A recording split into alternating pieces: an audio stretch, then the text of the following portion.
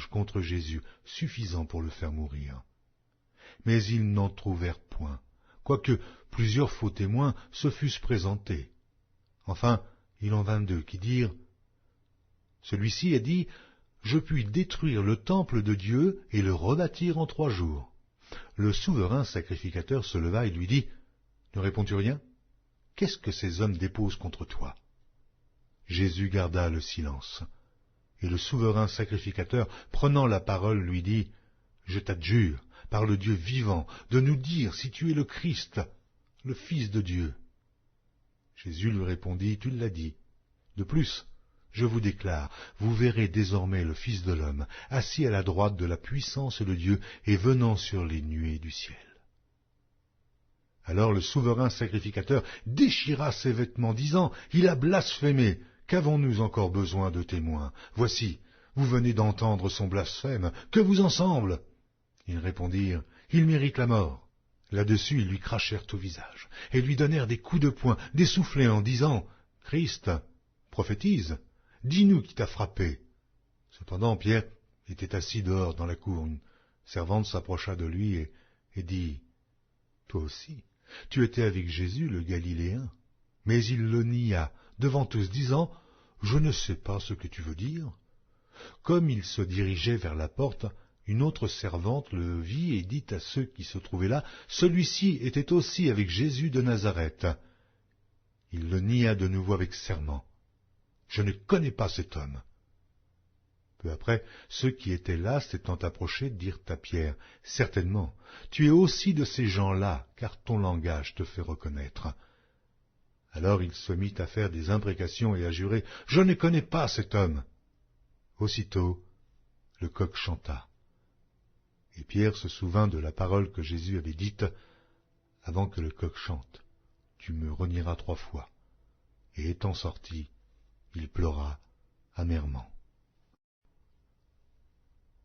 Matthieu, chapitre 27.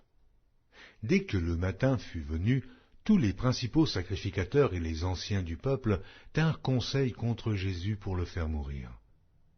Après l'avoir lié, ils l'emmenèrent et le livrèrent à Ponce Pilate, le gouverneur. Alors Judas, qui l'avait livré, voyant qu'il était condamné, se repentit, et rapporta les 30 pièces d'argent aux principaux sacrificateurs et aux anciens, en disant « J'ai péché en livrant le sang innocent. » Ils répondirent « Que nous importe? Cela te regarde. » Judas jeta les pièces d'argent dans le temple, se retira et alla se pendre. Les principaux sacrificateurs les ramassèrent et dirent « Il n'est pas permis de les mettre dans le trésor sacré, puisque c'est le prix du sang. » Et, après en avoir délibéré, ils achetèrent avec cet argent le champ du potier, pour la sépulture des étrangers. C'est pourquoi ce champ a été appelé champ du sang, jusqu'à ce jour. Alors s'accomplit ce qui avait été annoncé par Jérémie le prophète. Ils ont pris les 30 pièces d'argent, la valeur de celui qui a été estimé, qu'on a estimé de la part des enfants d'Israël, et ils les ont donnés pour le champ du potier, comme le Seigneur me l'avait ordonné. Jésus comparut devant le gouverneur. Le gouverneur l'interrogea en ces termes, « Es-tu le roi des Juifs ?» Jésus lui répondit, « Tu le dis. » Mais il ne répondit rien aux accusations des principaux sacrificateurs et des anciens.